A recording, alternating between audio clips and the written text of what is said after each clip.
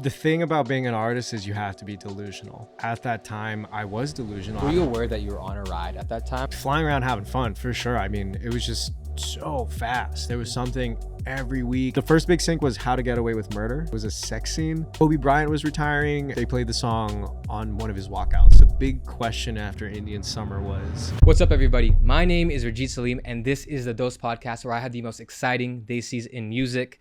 Today, I have with me a three-time Coachella performer, a certified gold record holder, and the first Bangladeshi to ever sell out Red Rocks. You've heard his music in GoPro ads. You've seen him at every major EDM festival. And today, he is here with us.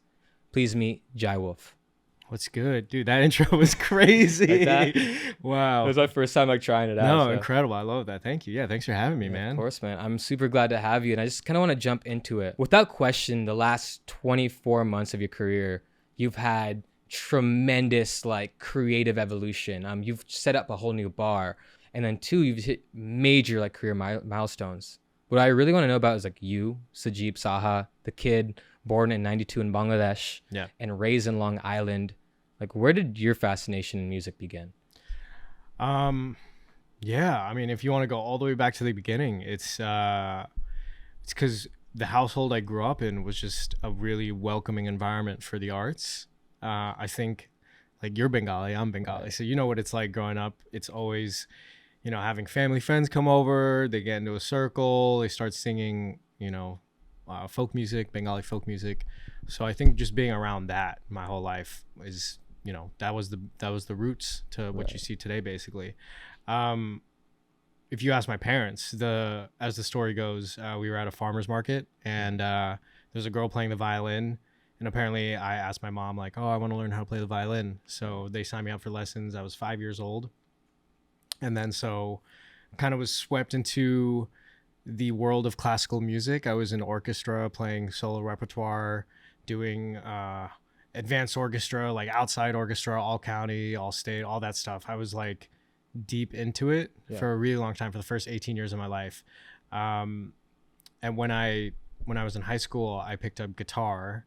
And, when you're a teenager, you're super angsty and whatnot. I was listening to Green Day, Fall Out Boy, Blink-182.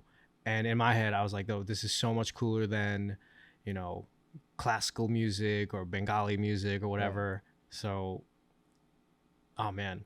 What was the original question? I'm about to tell a whole story. No, you're good too. Was there a moment where you're looking at the TV, at VMA Awards, and you're I want to be him type moment? You know what it was? Okay. So I got the time period right. Basically, it was two things. My Bengali friends who were, as we say, dushtu, a little bit naughty, know? The ones who I'd hang out with. I was a studious kid. I was a good, quote unquote, good kid. Right. And I was not exposed to pop culture, to Friends, the TV show, or the radio. I knew who Britney Spears was. I knew who NSYNC was. But the first time I heard something that was not classical music, blew my mind. It was, I swear to God, it was Too Fast, Too Furious by Ludacris. Really? That beat blew my mind. You know those memes of if you show this to a peasant from the 1600s, they would die. It was literally that situation. I heard that, and my friends, they were listening to hip hop. How brown culture, the proximity to black culture is very common as you're growing up. Mm-hmm. So rap music was sort of banned in the household. Almost any sort of any American culture in my house was not tolerated growing up. It was just my parents really wanted me to hold on to my Bengali roots. Right. So when I heard things rap music or rock music, it really, really tickled me. So the first thing was that it was the Ludacris song, which opened the door to 50 Cent, Kanye West from 2005. Mm-hmm. And the second thing was when I moved from Pittsburgh to New York in 2005, my friend Rio gave me a Green Day CD. And that was just the timing was ripe. Yeah. I was 13 years old. I was leaving behind so many of my close friends from Pittsburgh, and listening to Green Day just sort of, satisfied me. You know, the angsty teen, you know? I don't want to be an American. Yeah, that was the entry point. But that led to like Fall Out Boy, and listening to Fall Out Boy led me to like Cobra Starship and all these like Fueled by Ramen artists and MySpace, like that era of music.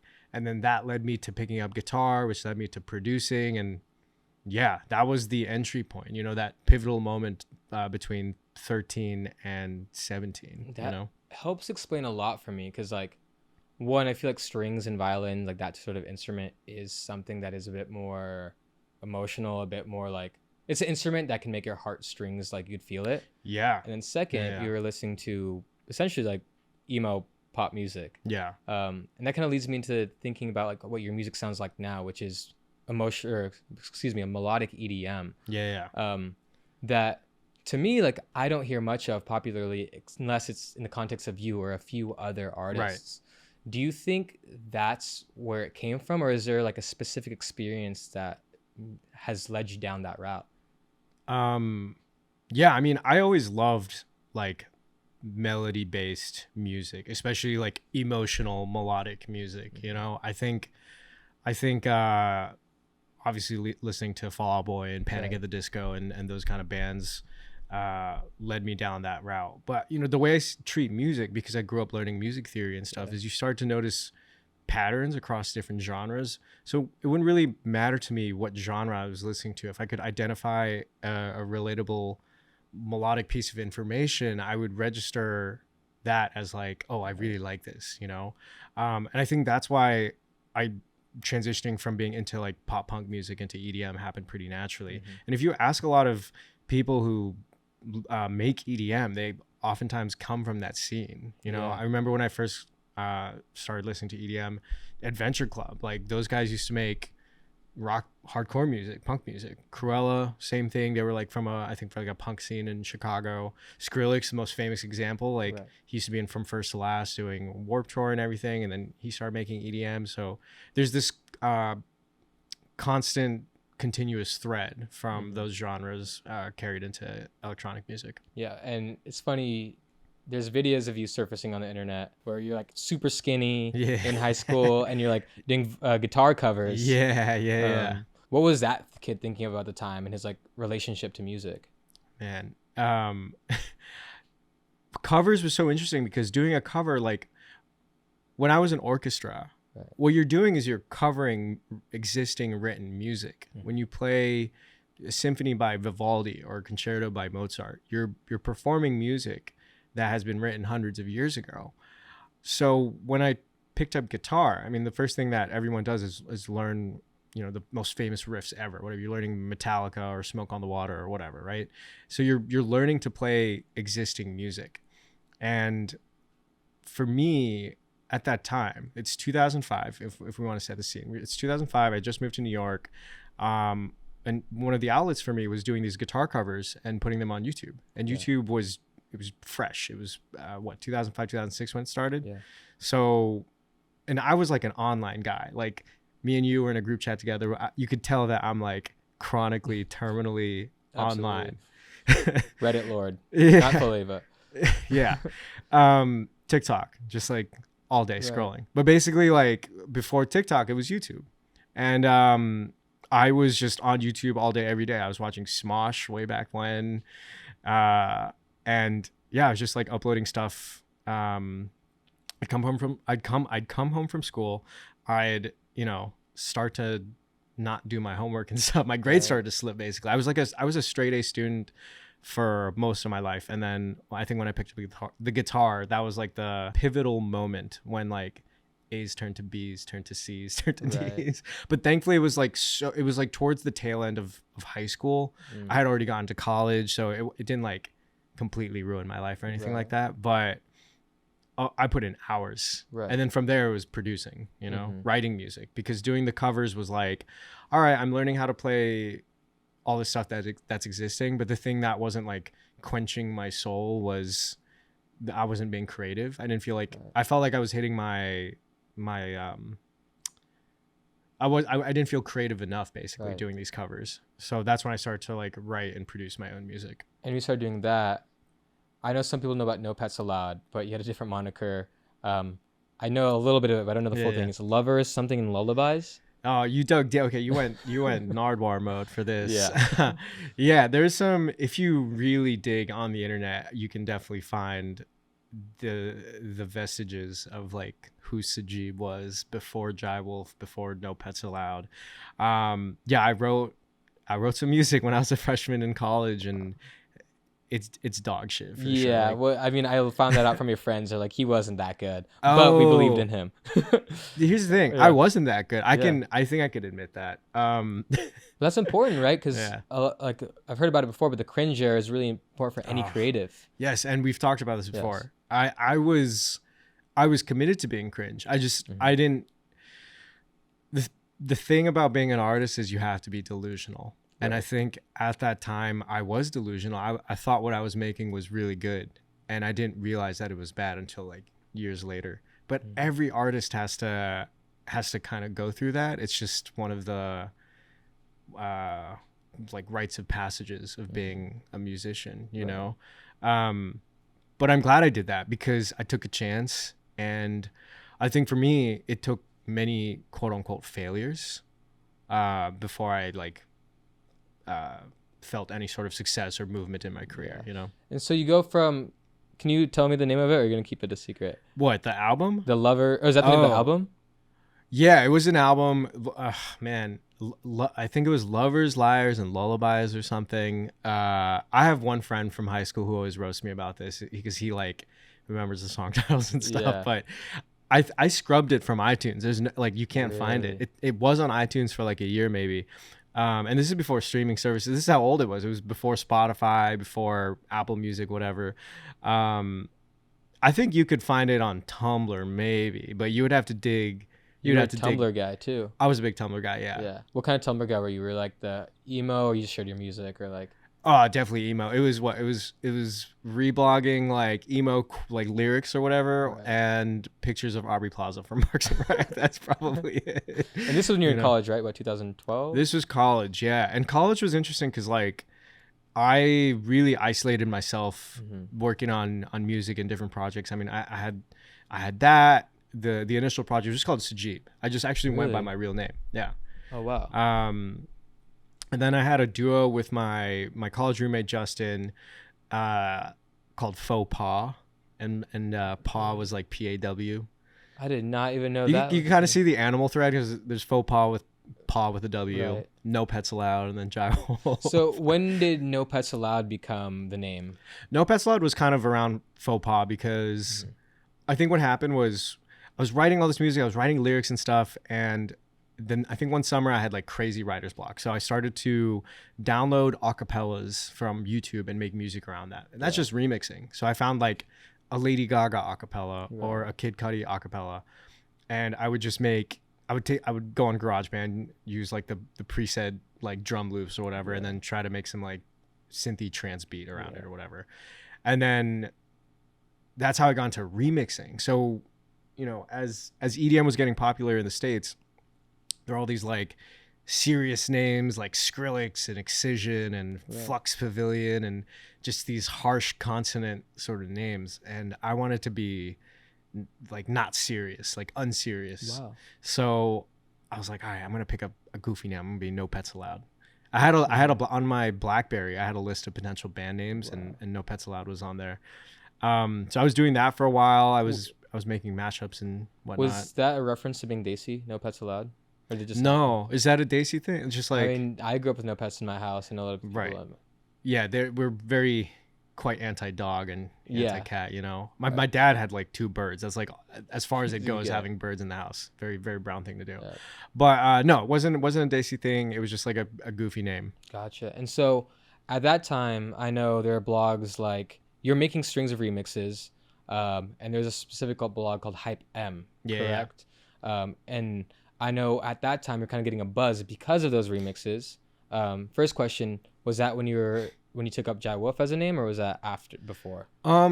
It was before. So Hype Machine is like an aggregator. Gotcha. It was a website where if a blog posted a song, it would appear on Hype Machine, but it would have to be Hype Machine affiliated. So it's not just like I could start a blog and it would get on Hype Machine. So there were probably like 100+ blogs that were affiliated, and it was a really great way for music discovery, especially in the early 2010s, just finding new bands and rappers.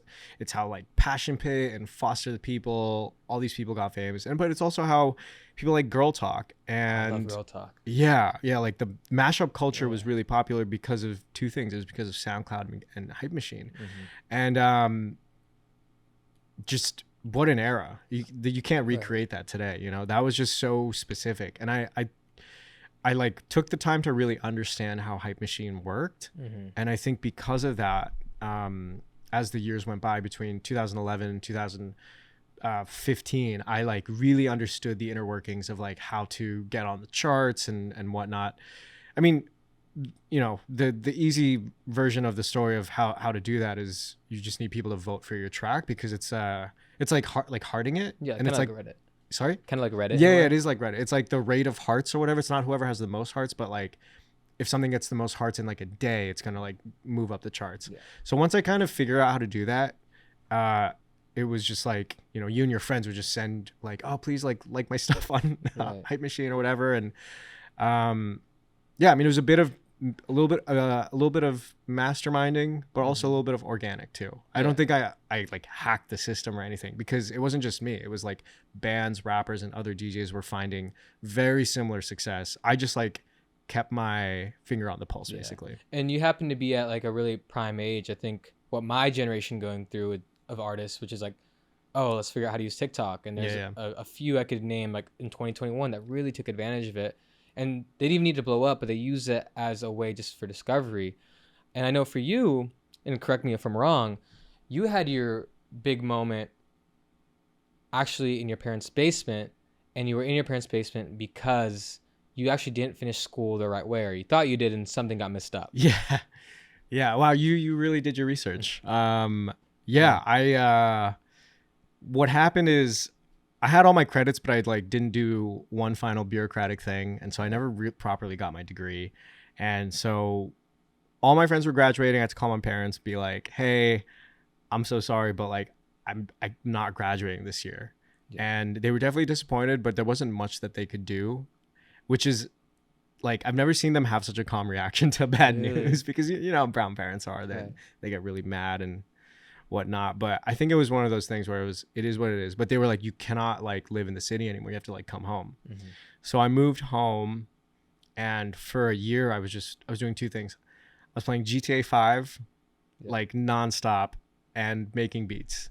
And GTA 5, like my roommate in college, he moved to Atlanta to become a nurse. So we just FaceTime each other and play GTA online. Sick. And those were dark times. I mean, that was 10 years ago. That was 2013. I was supposed to graduate. And going into 2014, I was waking up at 2 p.m., Jeez. making music all day. And then my buddy would come home from work, from the hospital, because he was a nurse. And we would get on FaceTime so we could mute out the entire lobby, so we didn't have to listen to like kids yapping on GTA Online. Right. And we would just play GTA till like 6 a.m. every single day. And that's what I was doing. During for a that while. time, was there intention of like the time when you were making music, was there intention there, or was it kind of like, were you kind of falling into a pit for a moment?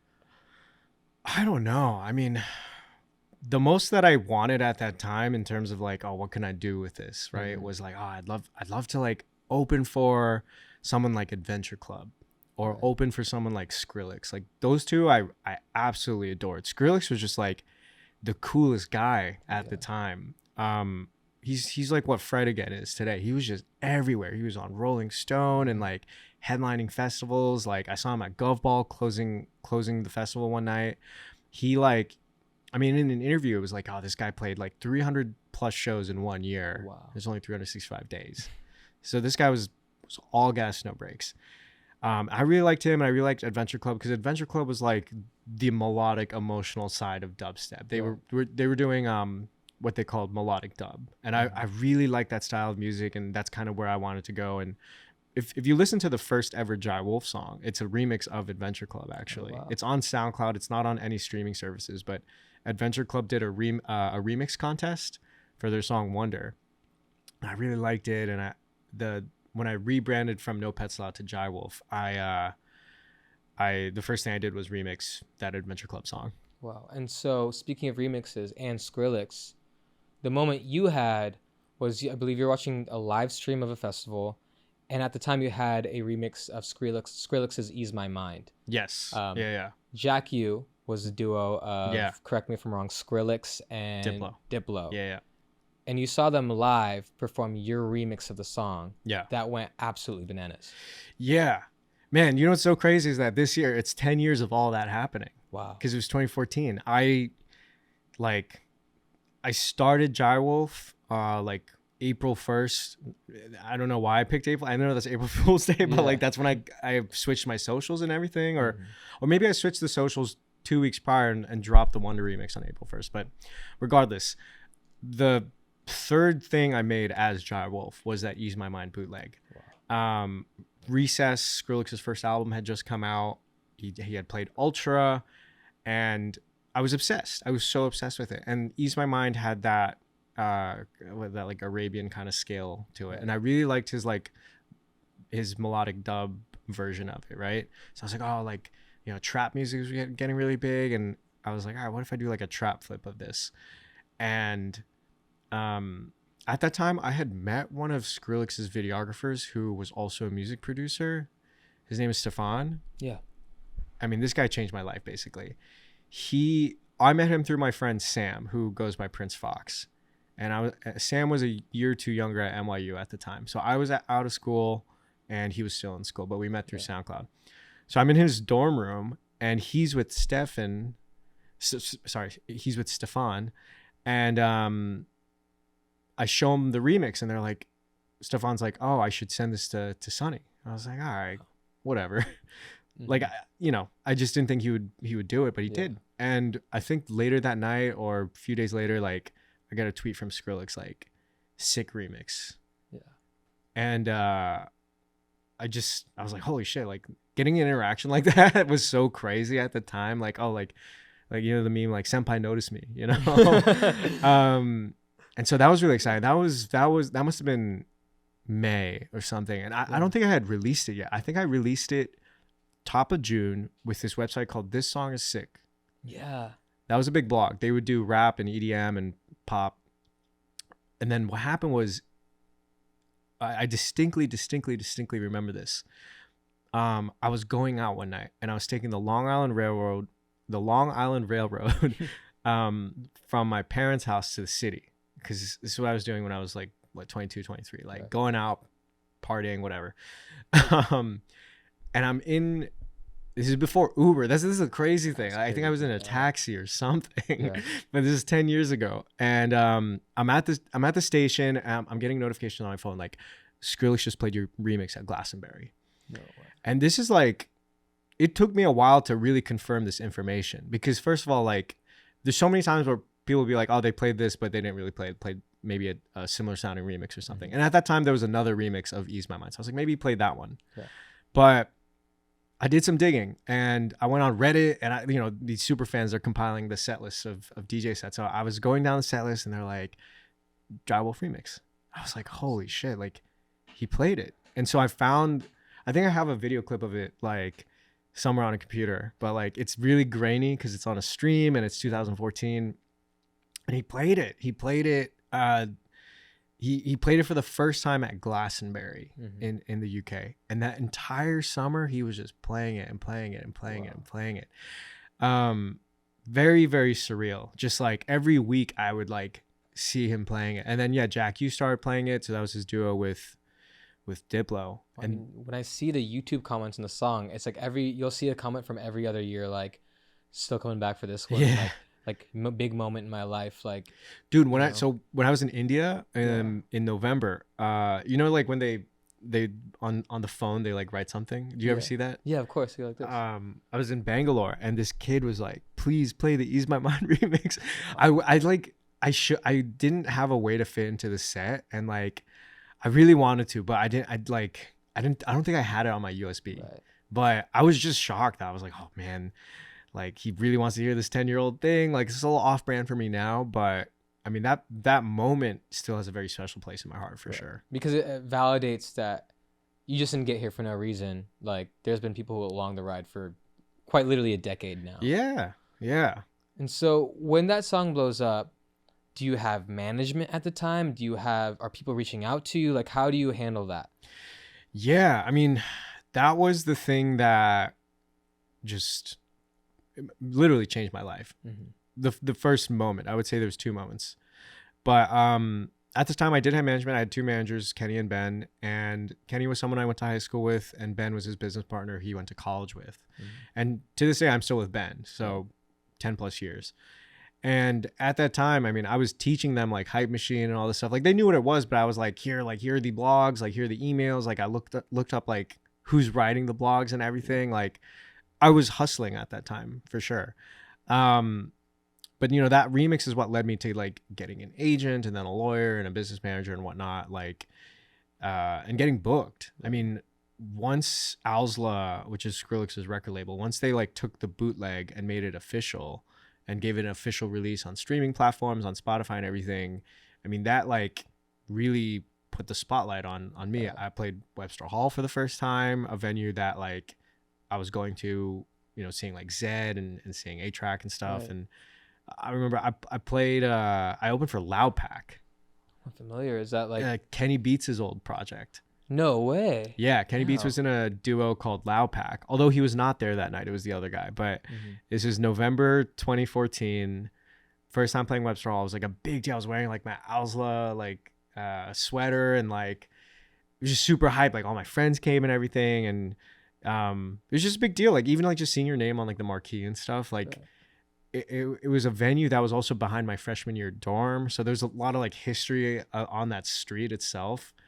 That was just like, that was the first moment. And then from there, like we met our agent, and then our agent started like booking us for like club gigs. So like the Webster Hall equivalent in San Francisco, 1015 Folsom, doing a show with Brownies and Lemonade in LA. This is DJ sets. DJ sets, yeah.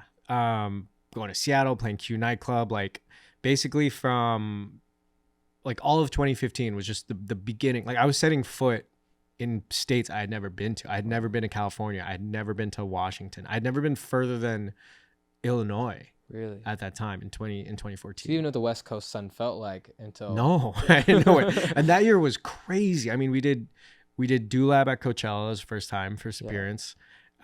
Played Snow Globe right by Reno and Tahoe at the end of the year. So it was just like this one long year of like escalating shit, you know? Were you aware that you were on a ride at that time, or was that just like happening so quickly that kind of like you're just like flying around having fun?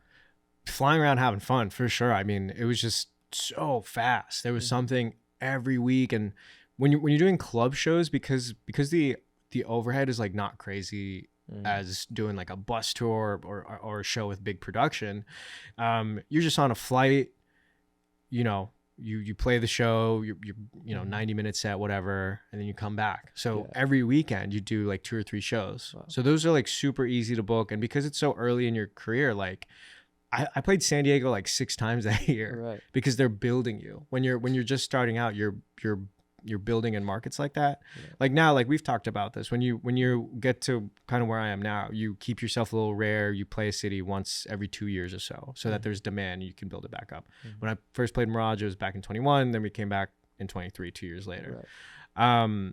So back then it was just like go. We played LA like 5 times that year, played New York a bunch of times. Like it was very, very fast. And for you, since you're just post-grad, what does that look like financially for you? Was there like a big bump, or was it just like getting through because of that type of lifestyle?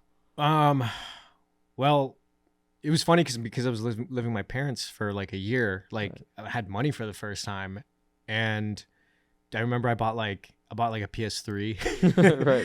It's like $600 at the time. Yeah, just like a big boy purchase, as they say, you know. But PS3, like bought like a Nintendo DS, like started playing like Pokemon and stuff, and it was just the start of the whole thing. Did that embolden your parents when it came to your choice to do music, or was that just kind of like, oh yeah, it's about time it happened? Yeah, I mean, so that summer in 2015, this is about the time when Indian Summer came out. I played my first proper headline show in New York. It was at a venue called Rough Trade. I think they shut it down over the pandemic, but it's about 300 cap. And I remember we sold it out like day before or something. And I had told myself that I would bring my parents to a show for my first sold out hometown show. Yeah.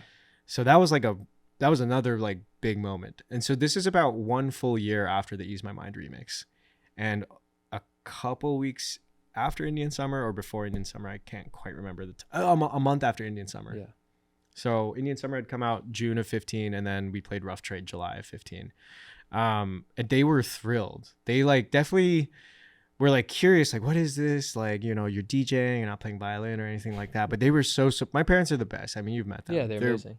Incredibly supportive. And despite, you know, the year of like, you know, what's he doing with his life? Like, what's going on? Like, they're I think today happy that I stuck it through and kept at it. And they've just been proud ever since. Yeah, I mean, every single time your mom is backstage and dad, like someone will always ask your mom, including myself. Yeah. I'll probably play some video right now. Let's go. What was it like? And she loves it. She Yeah. goes off, tells every story. She goes, I actually haven't told you this yet, but she's just like, don't tell him I told anyone, but he used to sing. He doesn't like when I tell anybody about it. Yeah. Like Yeah. your mom just loves telling your story. Yeah. And then it's funny because your dad, he's just used to, he's like, yeah. cool. Yeah. They're the best for real. Like, it's just super supportive, and just it really is because we're Bengali. I feel Right. if it wasn't for the backbone of our culture, I think things may have panned out a little differently. And this is why, you know, not to completely switch topics, but like this is also why for a long time you didn't really see a lot of brown people making music. We had Jay Sean crossing over into the States from the UK, and that was kind of it for a really long time. But you know, Bengali people with the rich, just the heritage is really baked into your everyday life. And I think with Indian people it's a little different. Like, yes, of course, there's Bollywood and Indian classical music, 100%. But I think the rigidity in education and the rigidity in the household and the focus on education is a little different from a Bengali household. Right. You're born in Bangladesh, but your dad came to America for a better life. Yes. It was, you know, 20 years after the war in 71, 72. He came here in 1990, and that's because my uncle, you know, who became a doctor, he went to Sweden, and when he went to Sweden, he was like, listen, like, you need to, you know, make an effort to leave Bangladesh. There's just a better life out there. And so my dad took it upon himself. He came here to get his PhD in physics, and then my mom and I followed shortly after. Gotcha.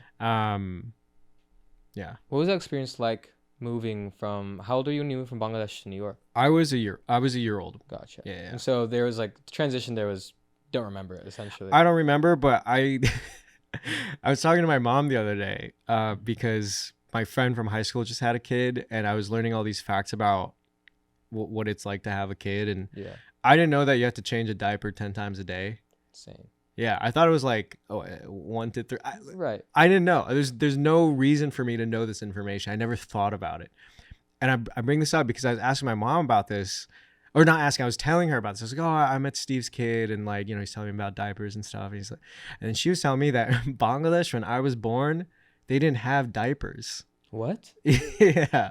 This is how different that country is. It's really different. Now they have diapers. Right. But in 1991, they didn't have diapers. They had like the cloth and undergarments, and she said it's the same thing. You clean them and you change it, you know, 10 times a day or whatever. Eco-friendly. Sure, they're eco-friendly. But I mean I was just there in December, right after the India tour.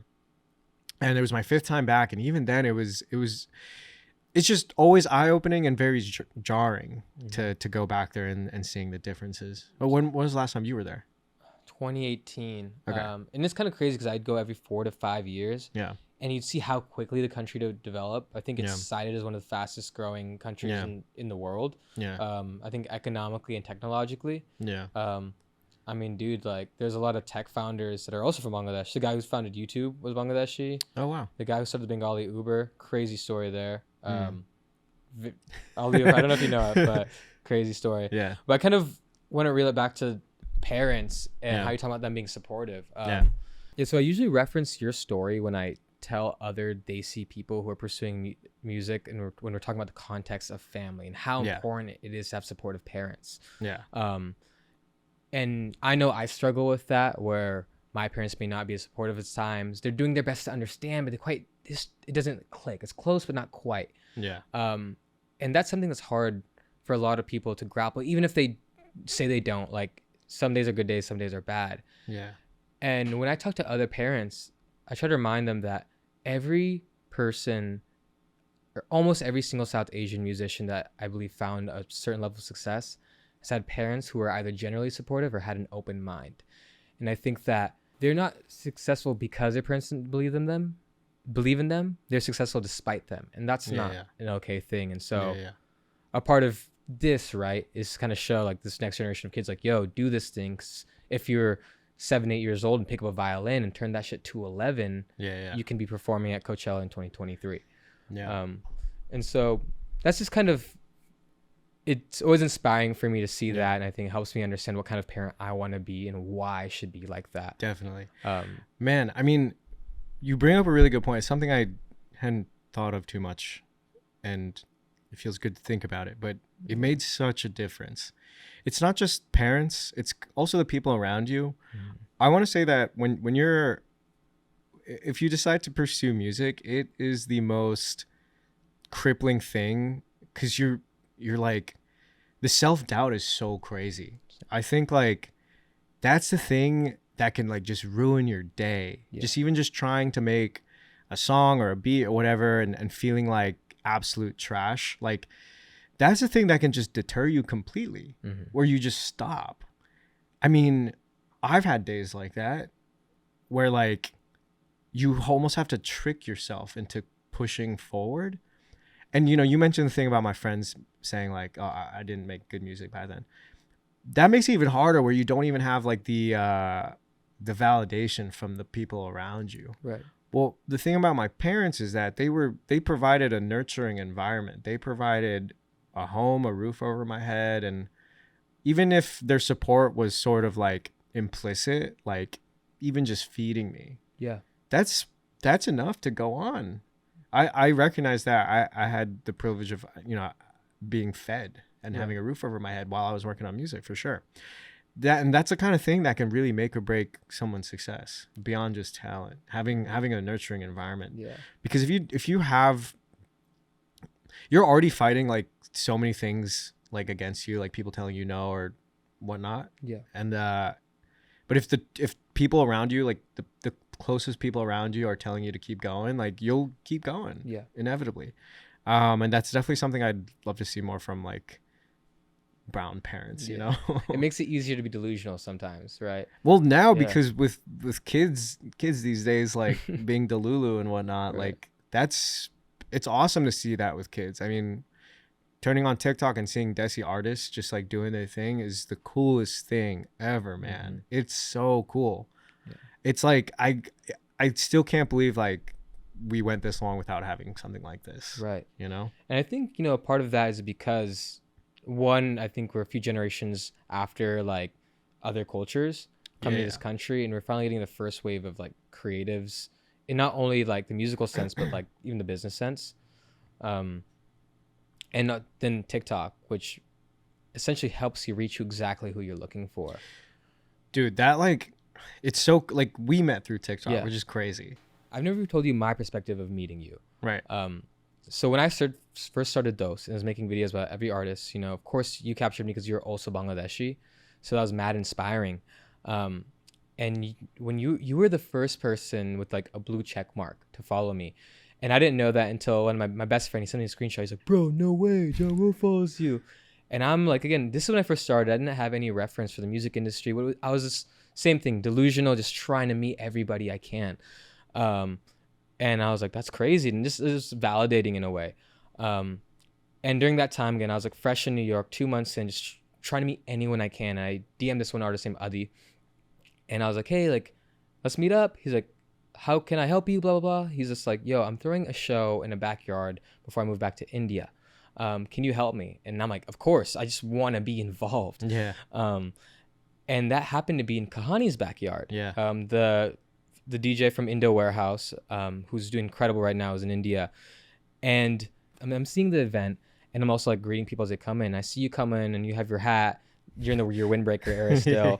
Yeah. And I never showed my face until now. Yeah. And I was like, hey, I know it's kind of weird, but like we kind of know each other in TikTok. Yeah. And you're like, yeah, like I know who you are. Yeah. And so like I was like, oh, I was kind of nervous. I was like, this is like super cool that like this is like happening like all in the same time frame. And then you kind of point me over and we sit down and we talk for an hour and a half about South Asians and music, like what we can do.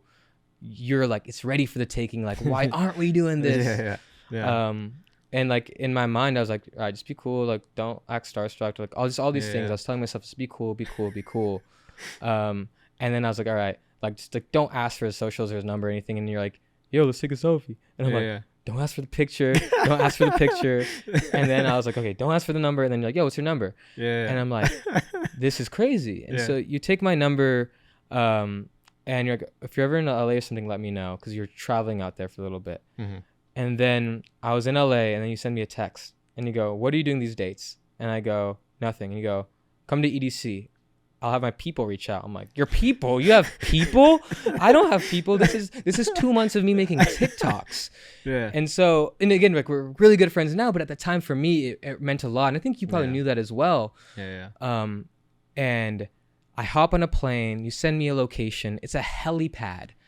And again, 2 months in TikTok, and I get in, and we're flying over the Las Vegas Strip into EDC. And I think from there, it kind of started like, one, a beautiful friendship, and then two, you know, me being able to. It began the string of me seeing some of the biggest shows that you've performed in your life, starting with EDC, and then you invited me out to Red Rocks, where you became the first Bangladeshi person to ever sell it out. What was that experience like for you? First of all, dude, it's so crazy hearing your side of that, because like, I mean, you're just normal, like you were cool as a cucumber. You were like, I couldn't tell that you were nervous or anything like that. In fact, I felt like I'm always nervous when I meet people. Right. But yeah, I mean, so much has happened. Red Rocks was awesome. EDC was awesome. Red Rocks was so surreal. I mean, you were there. That venue is super, super magical.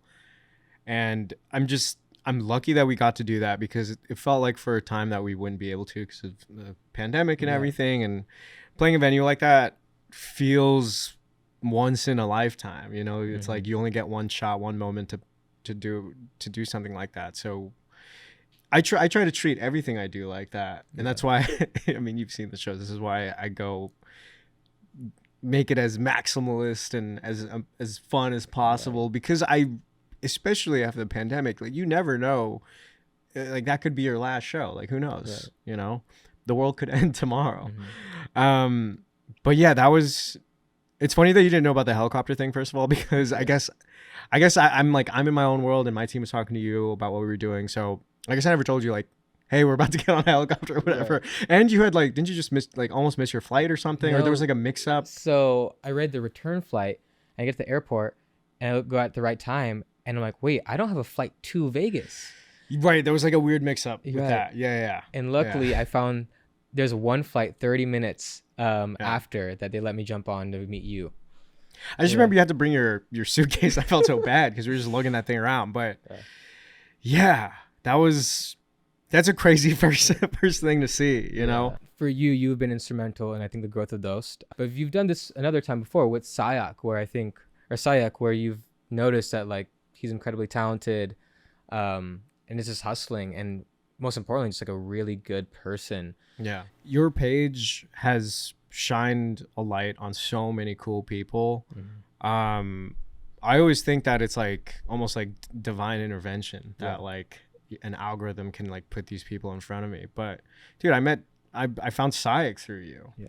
That to me is the craziest like chain of events, from you telling me like, you gotta check out this guy Sayak Das, and then me meeting him and seeing him perform, and then me being like, dude, I need to like put him on a show or something. And now we're boys. Now we have matching tattoos. Right. You have matching tattoos after he opened for the Mirage for you. Yeah. And again, it's a testament to how much it matters to kind of put your team on in a way. Yeah. Now, when you're curating for yourself people to open for you or to collaborate with, Is that something you think about at all, or it just happened to Oh, happen? all the time, all the time. I mean, the first place I go to is like my friends, Yeah. because you know, in the music scene, you come up with your homies, and so any chance I get, I'm like, I'm gonna put my friends on. Right.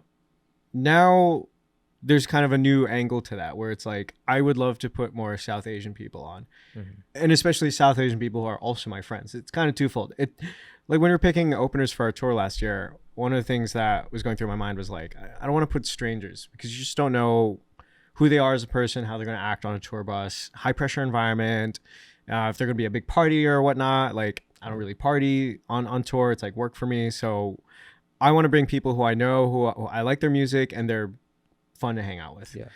And with Sayak, it's just a no-brainer. I mean, the first time I met him was at his show, because you had shown me his music. You had done the DOST podcast with him, which I watched. I watched while I was on a treadmill, I remember, like in Florida, because I was playing a show. Yeah. And I was like, oh, this guy, you know, he seems awesome. Like, he's tatted. Like, he's like alternative. Like, you don't really see brown people who look like that, right? I loved his EP. I thought his EP was super fresh, and he had a sick voice. I was like, I need to meet this guy. I need to know more about him. Yeah. So when I was in LA last year, he was playing a show at like this small venue in February. And oh my God, dude, I was like, this guy needs to be playing fucking 5,000 cap rooms. His band is so talented. I mean, he's got the bassist, Sky, who does bass for like 21 Pilots. Like, his drummer's great, his guitar's amazing.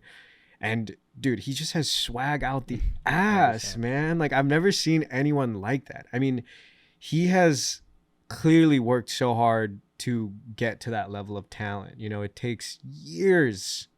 Like, there are producers and singers who they'll play their first show and they're all nervous on stage, and it takes them time. Like, they will announce their project, and then they have to like develop their skills as like a live performer.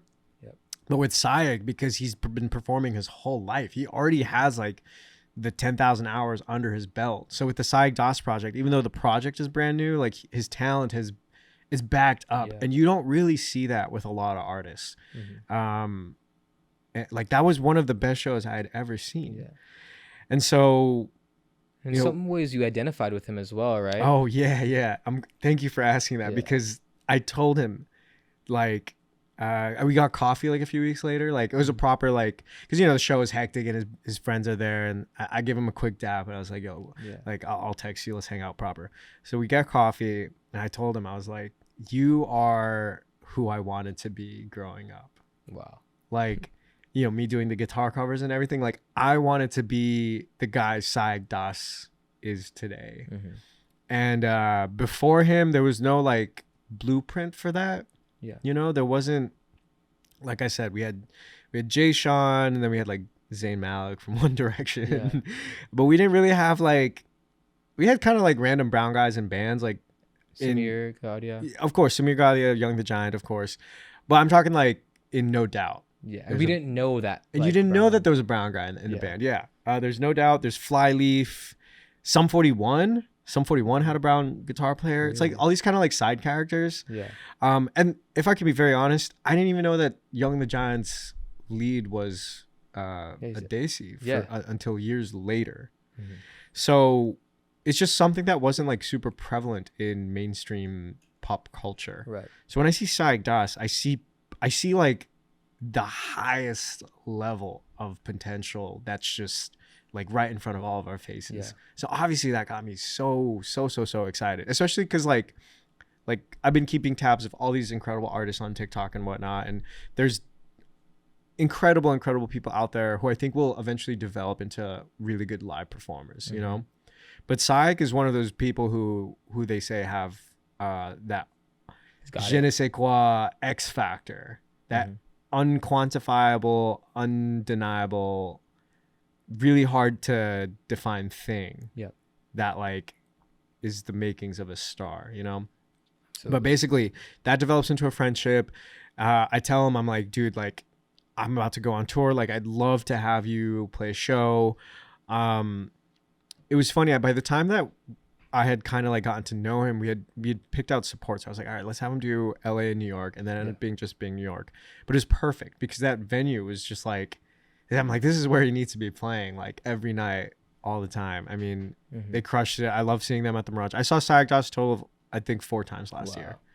I saw him that first show. I saw him at the Mirage. I saw him at the Echo just recently, actually, when I was in LA a month or 2 ago. And then I also saw him in another place now. I saw him 3 times in LA, 1 time in New York. So four times last year. It kind of like, it's funny because it's like from friend to fan to like collaborator in a way. Yeah. And essentially like 10 years ago, something similar happened to you where you got signed to, I believe, ODESZA's label. Yeah. And you had Indian Summer that you're getting ready to release with them. Yeah. Before that song came out, what was the process of making Indian Summer? Because this is the second moment of your career that absolutely broke you. Yeah. Where did this song begin? And then how did that get into ODESZA's hands? First of all, great segue. Right. Thank you. That was a really good segue. Yeah, I mean, so that was the second moment. I mentioned earlier in the podcast, I think there were 2 breaking moments for me. It was, Ease My Mind 2014, then Indian Summer in 2015. So while all the Hype Machine stuff was happening, this group, ODESZA, they were getting a lot of traction. So while I was like charting on Hype Machine, they were charting. And I think through that, we sort of got into contact with each other through SoundCloud or Twitter or something. Because they had a song called Say My Name. And I can't remember if I asked them or they asked me, but I really liked the vocal chops. So I was like, oh, I'd love to do a remix for this. So I did the remix. It was on the remix package. And they were playing like Bowery Ballroom. Yeah. Like they headline festivals now, but in 2014 they were playing like 2 nights Bowery Ballroom. And so, which is like a 500 cap room. So when I played my first ever show in Seattle, which is where they're from, I was playing Q Nightclub. Harrison from ODESZA like messages me like, oh, let's get a drink before the show. I go and meet him at a bar right next to this venue called Numos. And Harrison tells me like, hey, like we started a record label, like we'd love to have you like submit music. Foreign Family Collective. Foreign Family Collective, exactly. And at that moment, I think 1 or 2 songs had been out. So at that time I had only had remixes. I didn't have any original music. And in SoundCloud world, the transition from like remixer to original artist was like a big jump. It was like a big deal when a DJ released like, this is my first original mix. This is not a remix, an edit, a flip, a bootleg. This is original, right? Testing ground in a way. Kind of, yeah. Like proving yourself as an artist beyond just remixing something. Like, oh, I could write a song from scratch. So what had happened was my team was talking to them. They're like, hey, like we're looking for like a summer release. Like we'd love to have like a beat from Jai. Like our what's it called? Our schedule is open, but he needs to like get a track to us by this date. So my team is like hounding me, like, this is a big opportunity. You should do this. And like, I had a really small window of time. Yeah. And I have this friend Nabil, who's also Bengali, and Nabil for years was like, hey, you should like, tap into your roots and like sample something from our culture.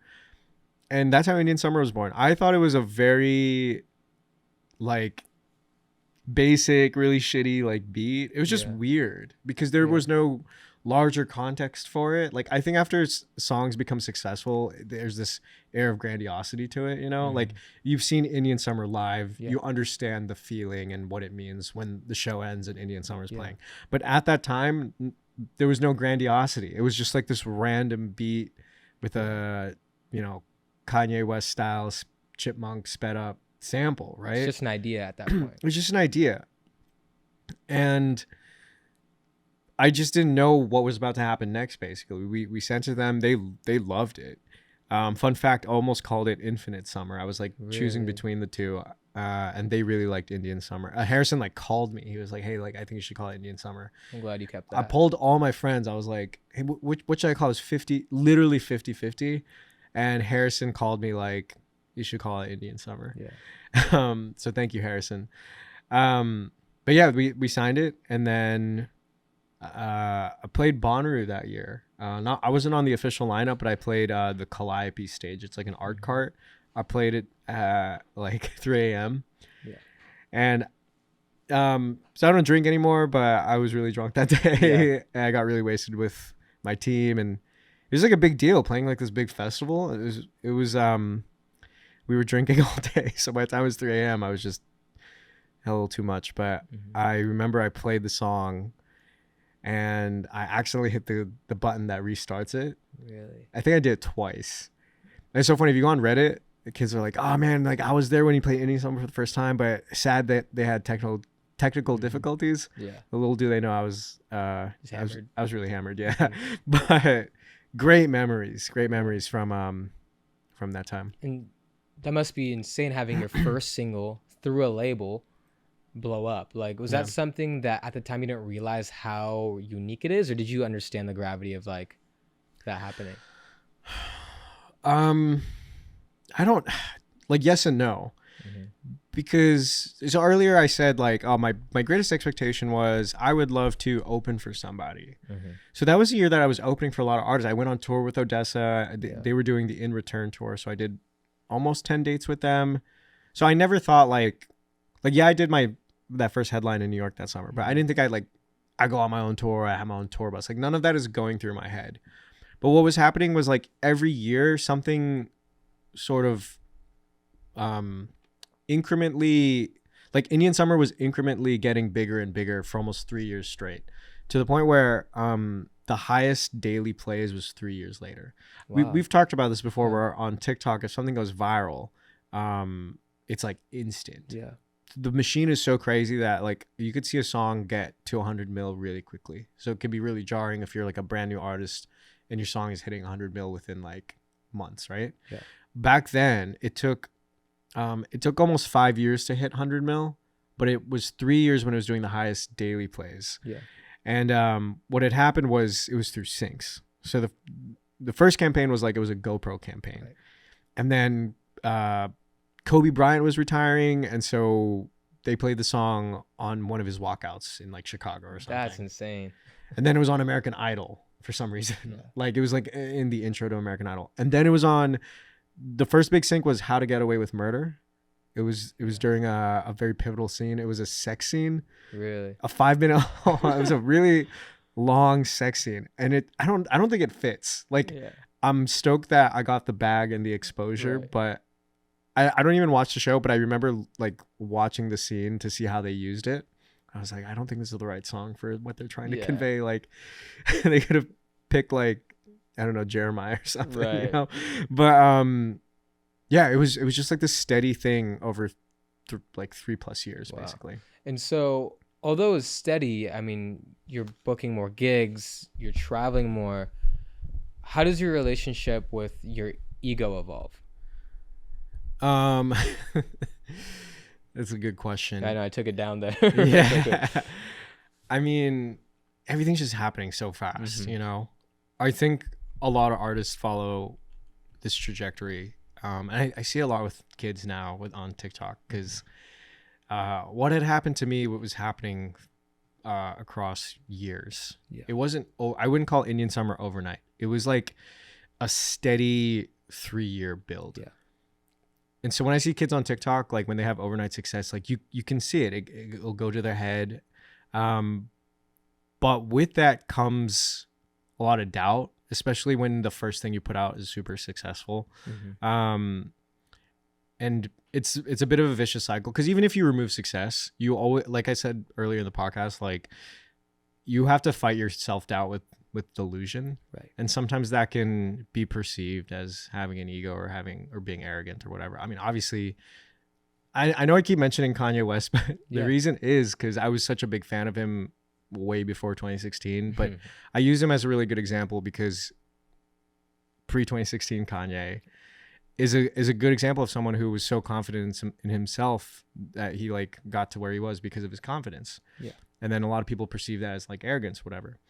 But if you watch like an interview of him, he's actually like, if you catch him in his true raw form, he's like a really soft and shy kind of guy. There's like a video of John Mayer and him, like, he did a song. You know the video I'm talking about, right? And like, John Mayer is like big dogging him, and Kanye's kind of like giggling, like super shy. I'm like, that's the real Kanye. He's not the bombastic guy that the media painted him out to be. Again, I need to clarify pre-2016 because I do not fuck with him anymore. Fair.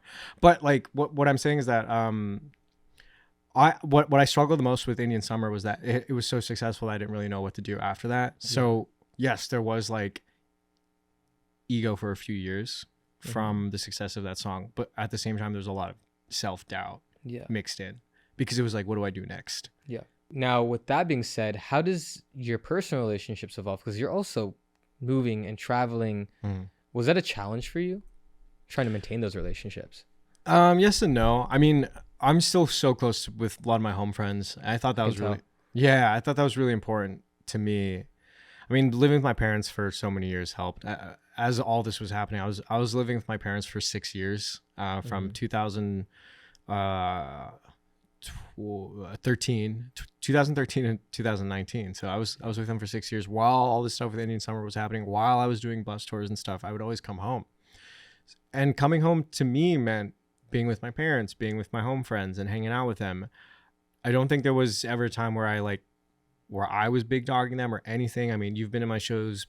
My high school friends are there. They've been to so many of the hometown shows, and now like seeing them travel for a show is like the best feeling. Like when they came out to Coachella last year, or if they come out to Red Rocks, like every big show, you've had the same group of friends come. It's never like this person is coming. Is like these are my like 4 or 5 friends. We all went to high school together. When we're all alone, we're like all nerds. Like it's you need that. I mean, that's the kind of thing that grounds you for sure. I mean, I like there's kind of a meme in DJ world where people are like, oh my like middle school bully asked me for guest list and I said no.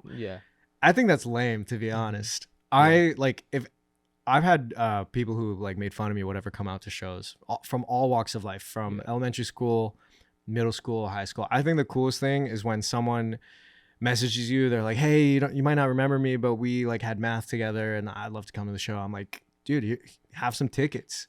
Like, come say hi. I met people. There was a girl I went to elementary school with, Annie. I didn't see her for 20 years. Oh my gosh. And she lives in Kentucky now, I believe. Shout outs to Annie. She's doing her PhD and she's like getting engaged and everything. And I went to say hi to her after the show, and it was so surreal to see someone who I hadn't seen in 20 years. I think that's like one of the underrated parts of the whole thing, that like you can see all these people from your past and whatnot come out to the shows. In a way, it allows you to relive the past and also create a new experience. And people change also. Like, I don't harbor any like ill will towards anyone who, if they may or may not have bullied me or whatever, because the funny thing about the meme about DJs being like, I denied my bully guest list, is that I see it every year. Why? Because there's new DJs becoming bigger and bigger every year. So I see like, I saw it the other day too. I saw I'm not gonna name names, but I saw a DJ tweet like, oh, like, can't believe these people who used to like ghost me, like now they're asking me for guest list for my first festival appearance. You gotta go easy on people, and have some faith in humanity. Exactly. So. Were you bullied growing up? Like, yes and no. I didn't have like a torment or anything like that. I wasn't like getting swirlies, but I think there was some mild alienation, like post 9/11 and all that stuff. I mean, the timing of all that was when I was in middle school, so it's kind of the ripe age of teenagers being dickheads, basically. But I just didn't have a lot of friends, I think. And I think when I went to high school and I finally went to a school that was more racially diverse, I started to have more friends and feel super comfortable with who I was. Whereas like in middle school in Pittsburgh, I went to like almost an all-white school. I had friends, but they weren't like my best buddies. My closest friends in Pittsburgh were the other Bengali kids in the neighboring communities that my parents were friends with. And so like you had the classic like brown kid bullying stuff, but eventually got over it. Yeah. So kind of reel it back into, I love how every single time I bring up like a project in some certain time, we just jump into the longest tangent, and I'm very happy about it. You're good at reeling back though, which I like. I try to. So 2015, Indian Summer happens. 3-year long burn, but then 2016, your first EP, Kindred Spirits. Yes. This is the first time you're putting a project together. Mm-hmm. What is that? How does your approach change to making music now that you have an album, or excuse me, an EP on the way? Yeah. Great question. I think that's when I really started to like, that started the process of me wanting to figure out what I wanted to truly do with music. Yeah. Because the big question after Indian Summer was, will you make another song like Indian Summer? Yeah. And there's definitely a sect of people who like really wanted that. And the reason why there was like a long gap between Indian Summer and my first album in 2019, which is a few years after Kindred Spirits, was because I was really trying to figure out what I wanted to do musically.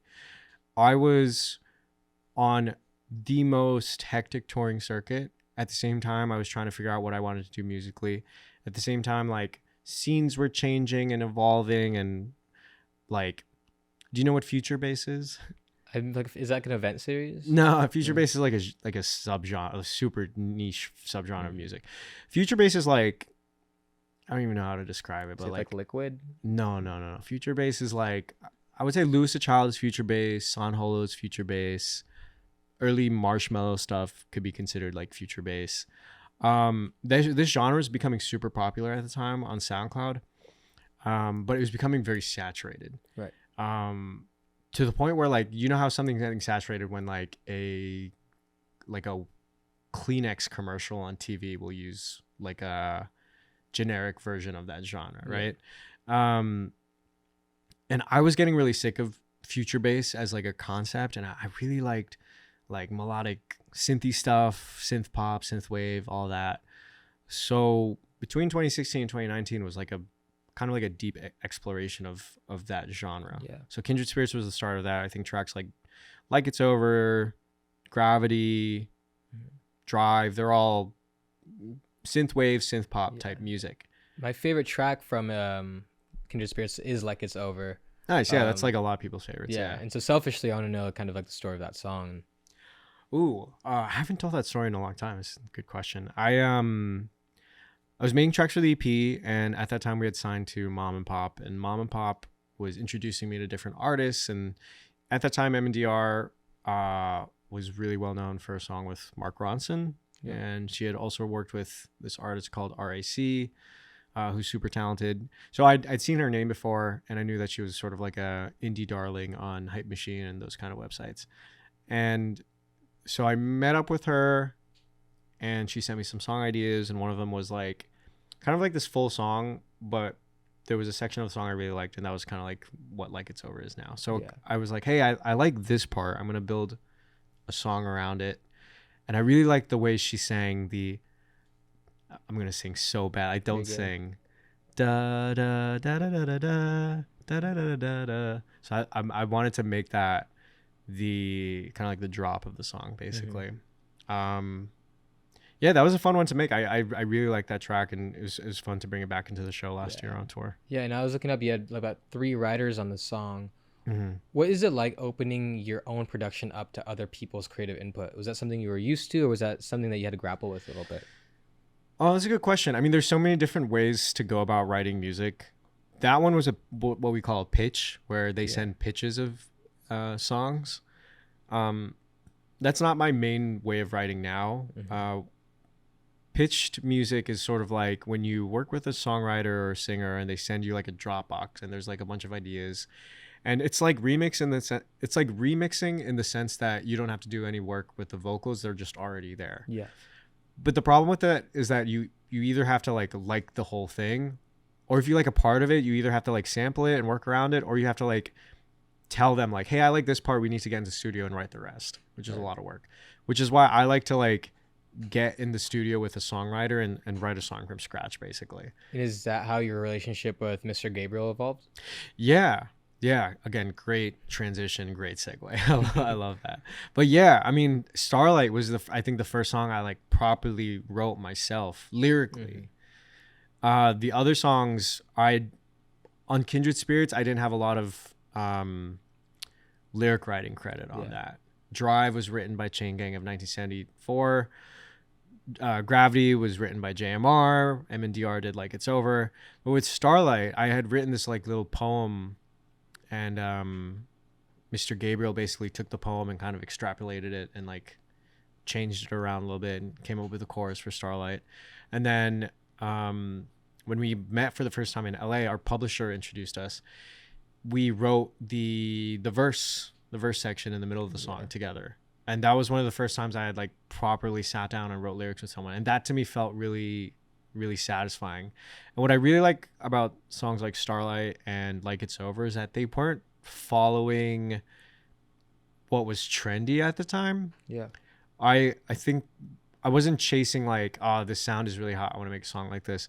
I really like, I liked synthwave, I liked synth pop. I love this band called Churches, and I really wanted to make music like that. I also really liked Porter Robinson, who like had also made sort of a departure in EDM, where he made like hard hitting electro music, and then started to make like indie pop, synth pop music with his first album, World. So I took all those inspirations and I was like, oh, I want to kind of go down that route. So that's why 2016 and 2019 was this like long length of exploration, basically. Right. Where it culminated into you releasing the Cure to Loneliness, your first album. Yeah. You know, when I listen to Starlight and my favorite song of yours, Lose My Mind, you know, I think about, to me, and again, correct me if I'm wrong, but those songs to me felt like your actual stamp of who you are as an artist. Yeah. Compared to when I listen to some of your older music, whether it be remixes, you know, again, the thread of melodicness is there. Yeah. But yeah, like Lose My Mind definitely doesn't sound like something like Ease My Mind. Yeah. But I think if you listen to like Indian Summer and you listen to Lose My Mind, you could hear the synths. They're kind of similar. If you listen to something like Starlight and then Lost and Lose My Mind, like obviously like the synth work is very similar across all of them, despite Lose My Mind being more guitar driven. But yeah, Cure to Loneliness to me was like the culmination of like all my interests. Indie music, from like Two Door Cinema Club, Phoenix, to like melodic electronic music, ODESZA, Porter Robinson, to all sort of, you know, it was like bridging the gap between like EDM and like indie rock, basically. And that was kind of like what I was exploring for years, basically. And so now the Cure to Loneliness comes out. It's 2019. There's more buzz around your name. You're doing more shows. And then COVID happens. And essentially kind of derails something that was put in the books, which is Coachella. You know, what was that experience like for you? It was it's funny thinking about that time, because I think for the entire world, it's like I know I keep referencing memes or whatever, but it's like the meme of people being like, oh, like what's going on in the other timeline where COVID didn't happen, right? I always think about that, because I think the music trajectory would have been so different. I feel like there's a world where I would have made like something like Cure to Loneliness 2 or something after that, because I was really on that like Lose My Mind kind of tip for a while. I mean, it was drawing for everybody. I think everyone's lives just changed after 2020. I think it worked out for the better, though. I mean, you were at Coachella last year. I'm so glad that we did 22. You know? Well, when I saw your evolution, right, I mean, there's a much bigger one before I met you, but I kind of jumped in a very specific era of your life where when you did Red Rocks and EDC, your look was different.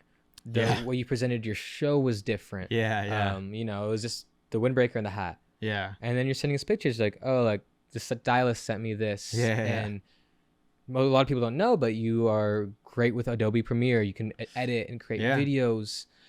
And you started building this world that culminated into what Coachella was, which is one of the most incredible experiences of my life, watching a show. When did you realize that you had to start putting more oomph into the way you look and the way you present your world? Before I answer that, I want to highlight what you had mentioned earlier, like your peek inside my world. And when we met, you came in such a interesting like transition period, because you kind of came at a time where we were wrapping up what was happening with the pandemic of like, all right, here's kind of the remnants of 2019 on the other side of 2020 and 2021. And then like, what are we doing next? And with this Coachella performance, I really wanted it to be a celebration of past, present, and future. Wow. That's kind of how I described it, because our initial booking for Coachella for 2020 was supposed to ride off of Cure to Loneliness. And because 22 was really far removed from that, it didn't make sense to do like the Red Rock show again. So we wanted to end that Red Rock show in that year in 22, right? So the Cure to Loneliness era is over, but we're ushering in like a new era, basically, right? With the era I'm calling the Blue Babu era, right? Yeah.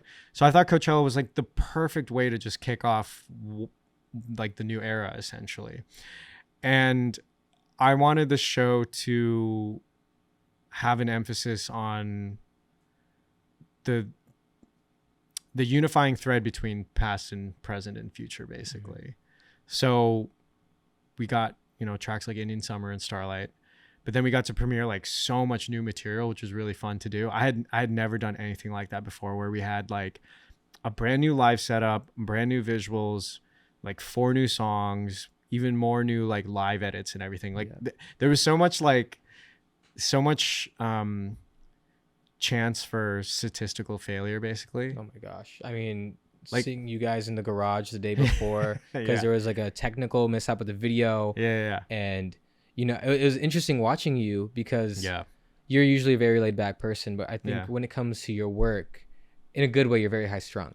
I mean, when you're about to play the biggest show in the world that's going to have the most eyes on it, and you're 50,000 people. I mean, the other thing about like playing 2020 versus 2023 last year, right? If we were doing 2020, we would be playing a show that was like proven to work, right? Like you're writing off the tour from 2019, and then you know that it functions, so you have you have the knowledge that it's going to work. But with Coachella 2023 and using that as a way to usher in a new era and to like debut a lot of concepts between the way your live show functions and visuals and new music and like even just people you're working with, there's a very high chance of some sort of failure. But man, that first weekend was so perfect. If you recall. I mean, you were bawling in the trailer. I mean, the funny thing is the only mishap was I think the first pyro hit didn't go off. Yeah. That was it. Because you came on stage with me. Remember, I was like, I'll film this. There's going to be a pyro hit. Yeah. That was the only thing. Literally everything else was perfect. That's why it was like this crazy weight off my shoulder. Because knowing that weekend 1 was good, I knew weekend 2 was going to be good. And that was just the culmination of like, so much your career in a way. I mean, up to this point. And like I said, like because it was not just focused on future and whatnot, it was like past, present, and future. It was just like I was like, this is it. And like I said earlier, I treat everything like, yo, this could be the last time. So it was very, very special. I mean, being there, I could tell, your fans can tell. And you know, when you talk about past, present, and future, I think about Indian Summer and how, you know, how your relationship with the song can probably go up and down. And before I get to the next point, I want to know that from you. Like, how did your relationship with that song evolve? Was it ups and downs? Was it always like a positive? You know what's funny? Because I see other artists getting asked the same question, and I think that song is powerful because like if I'm having a bad day, or I'm about to play a show, and let's say like the first half of the show isn't that great, maybe the crowd isn't that good or whatever, or maybe I'm just having a bad day, right? Anytime that song comes on, at the end, instant happiness. Because the way people react, it's just infectious. Oh my gosh. So I mean, dude, there are days where I'm like, either I'm going through something personal or I'm feeling depressed or upset or whatever, and I play that song at the end of the show, it just changes my mood instantly.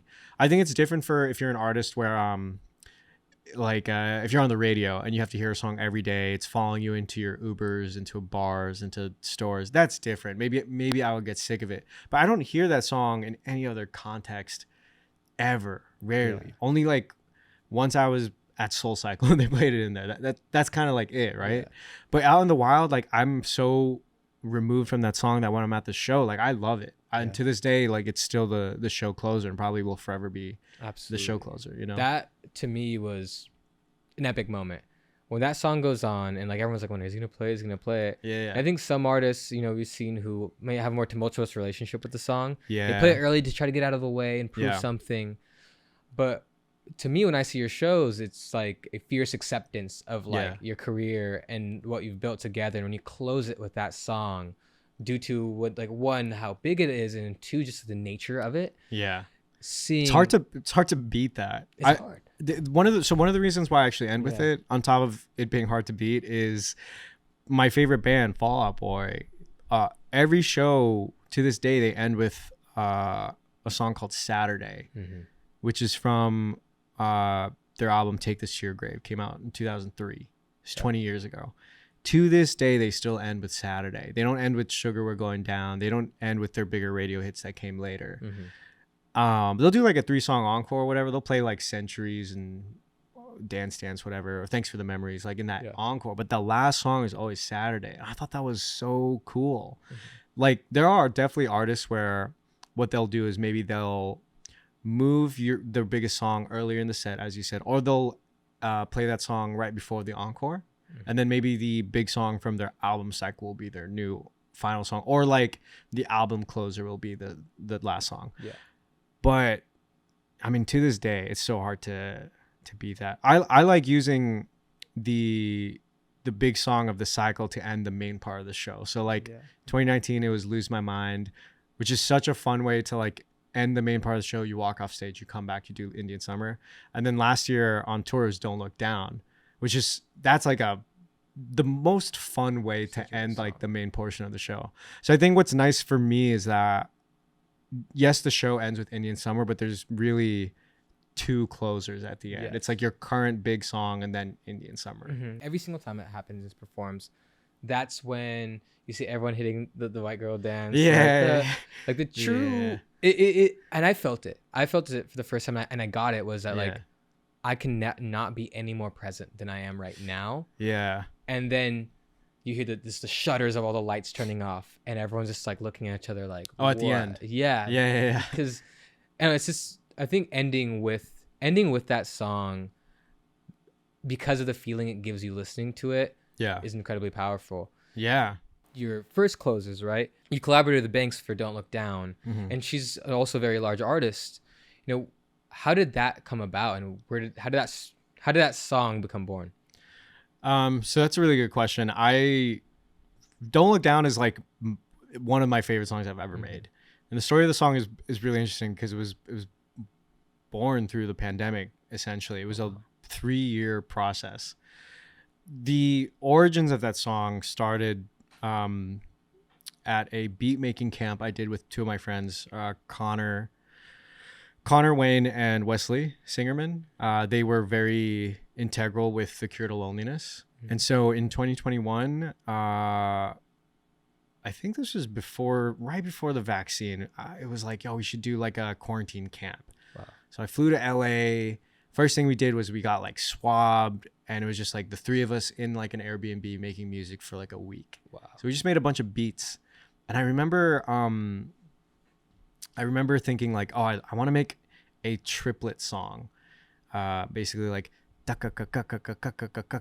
like Mike Posner, Cooler Than Me, or like I'm gonna use Kanye West again because it's the first thing that comes to my mind. Black Skinhead, great song. I still hate him. I wanted to make a song like that because I felt like every few years, just like a big song on the radio that goes crazy in triplet time. Latch by Disclosure, that's another big one.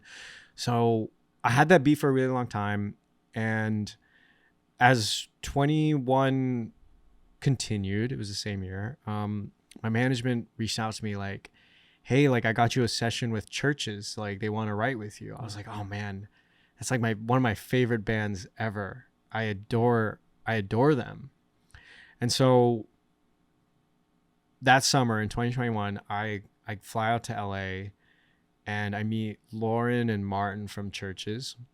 And with them is Matthew Coma, a very prolific songwriter. I had worked with Matthew previously, but it had been some time since I had last seen him. And he was working with churches at that time, so they kind of brought him along. Yeah. So first of all three of those people, nicest people ever. Matthew Como, also from Long Island, super nice guy. And Martin and Lauren were just so welcoming. Yeah. It's always a little daunting to meet your heroes because you just never know if they'll be assholes or whatever. Yeah. But man, everyone has been just so spectacularly nice to me, from Skrillex to ODESZA to churches, like all amazing people. So I'm in the room with churches and I came prepared. I was like, I'm going to play them a few beats, but I'm going to play this triplet one last because I have a strong feeling they might be into the concept. And sure enough, they were like, oh, like this, like we can definitely hear something over this. Like we'll start writing. So, Lauren starts writing in her notebook and Martin and Matthew start top lining, which is coming up with like the melody. And so I played a couple of references for them. I played them the songs I mentioned, Cooler Than Me and Latch. And I then mentioned, oh, it'd be so cool if the chorus had something like, everybody wants to rule the world. Everybody wants to rule the world, right? Yeah. I think that's how they come up with, if I don't look down, just kind of that same delivery and rhythm. Yeah, it was crazy watching three like masters at their craft work. Yeah.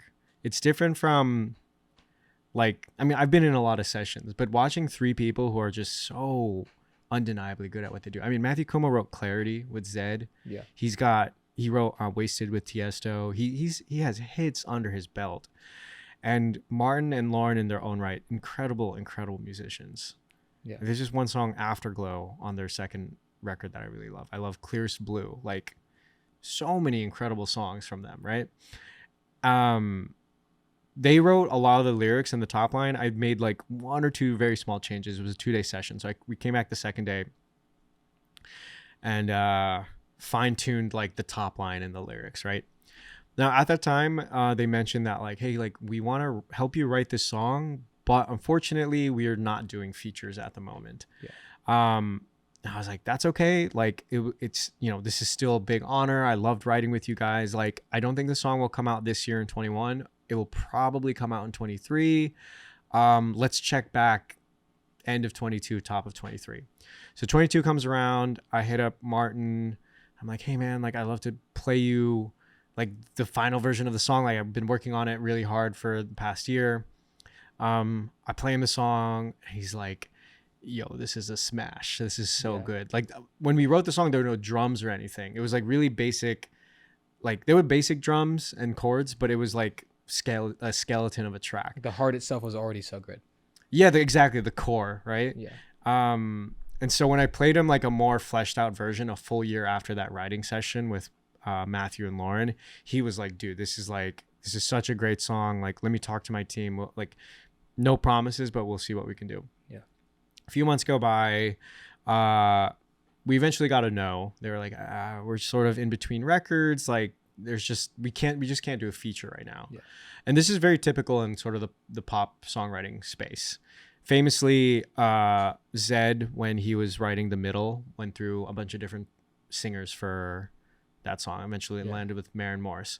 Chainsmokers with Closer, before they had Halsey, they tried a bunch of singers. They tried Camila Cabello from Fifth Harmony.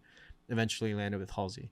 So I found myself in a very like similar situation. The thing that kept me going was like, they went through the same thing. Yeah. A big artist like Zed or a big artist like Chainsmokers, they also had to find like an eventual top liner. So we just, I made a list. I was like, oh, I'd love to have, I had like a wish list basically. Who's on that wish list? I don't want to name the names on the wish list, but just like a lot of my favorite artists or artists who I thought had very similar, a similar timbre to Lauren Mayberry from Churches. Mm-hmm. One day I wake up, this is February of last year. I wake up, I have a DM from Banks being like, hey, I heard your song, Don't Look Down. Like, I really like it. I'd love to be on it. Yeah. And I was like, oh my God, this is the best DM I've got in my life. Yeah. Worked out perfectly. Oh my God, the timing could not have been better because Coachella was coming and I was really committed to playing the song at Coachella. Mm-hmm.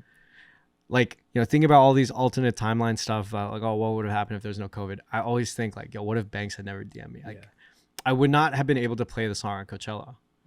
And I know how strict your sets are, because when I've been to your home, you have a whole wall of different set times. You have 90 minutes, 60 minutes, 30 minutes, something along that nature. And you have a post-it note for every song you play.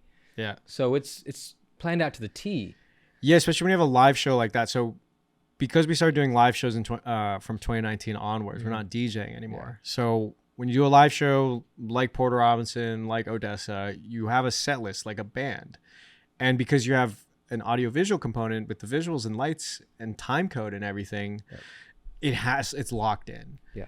And to me, set flow is super important. Like we were saying, like ending with Indian Summer and how you piece everything else, and where does the new music go? Where does something like Don't Look Down go? Like all that stuff is important.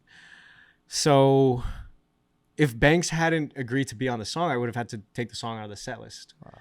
So the timing was just so crazy perfect. She cut the record a few weeks later, like end of Feb. I think she DM'd me top of Feb and we cut it end of Feb. Super nice, super like down to earth, incredible, powerful voice. That's just like, that's my favorite thing ever. Just like having a record with one of my favorite bands, Churches, as songwriters.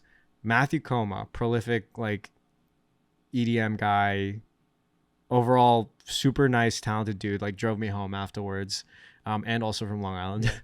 And then Banks, like incredible artist and singer, just like the perfect like collaboration.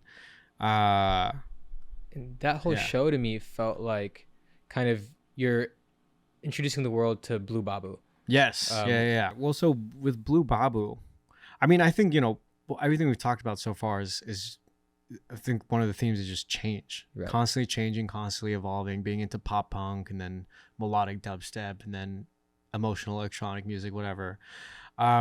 It's hard to just keep doing the same thing over and over and over again, you know? And I, with Blue Babu, really wanted to challenge myself and be more experimental with the music I was making. This might be a product of just also getting older and caring less about like how I'm perceived or how a certain track will be perceived. So with Blue Babu, I just want to, the only rule is to have as much fun as possible, to be honest, to have fun and also just be as true to yourself as possible. There are some sonic rules here and there, and I think as the new music slowly comes out this year, you'll kind of see how it's all organized. But you're also the first person I'm talking to about. I haven't really talked to a lot of people about Blue Babu itself, but yeah, it's an era of just raw self-expression and having fun at the end of the day. And can cut this if not, but I know Blue Babu is, you know, your event itself. Then you have Club Babu. Yeah. That being said, can you reveal the name of your next album? Not today. Although funny you asked that, because like on my notepad, I feel like it keeps changing. Yeah. Oh, so the original name has changed, the one you've told me. What did I tell you a name? You said it was... Oh, I mean, it still might be. Okay. It still might be. Definitely could be the album name. But as of like yesterday, I was like, what if it's not the album name? It's not a big secret or anything like that. So many people announce their tours or their eras before their record comes out. So if you can do 2 + 2 = 4, awesome. You'll be able to figure this out. But like, I mean, I was working on new music. As we were talking, as I was telling you right before we started recording this, I was trying to come up with a song title, and I was showing my manager the song. I think I changed the song title like 3 times in the span of like 48 hours. So it's like I'm still working on it, and I'm still putting in time and developing it. But it is sort of a like, what's it called? Like, it's almost like an in real time project. Yeah. Especially with last year between Coachella and the tour. I can say this now that the tour's over, but the idea was the album was supposed to come out before the tour, and that didn't happen. Tell me, skip if we can't talk about it. Okay. hikokamari.com. You know, it's like it's a fun little thing that we keep updating, and you know, for people to dig around and look to see what's on that website. But basically, if you go to hikikomori.world, poke around, see what's going on there. It's just a fun little thing that we made for the era. That's awesome. And so, You know, you're talking about how Blue Babu is kind of a manifestation of the evolution of yourself and what you're doing. You know, as we wrap this up, do you have like a message to other artists or just to your audience? It's a brand new year. I'm super excited for what's to come. I've been working on a lot of music for the past few years. You've heard some of it maybe from last year. I put out 4 songs. There's a lot coming out. That's all I can say. I'm working really hard night and day, and I'm just excited. I'm excited for this new era, and I'm excited for all the things to come with it, and to show you a very brand new side of what Dry Wolf is.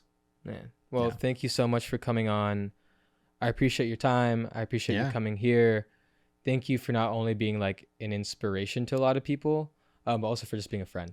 So of course, man, thanks for coming on, man. Thanks for having me. Appreciate it.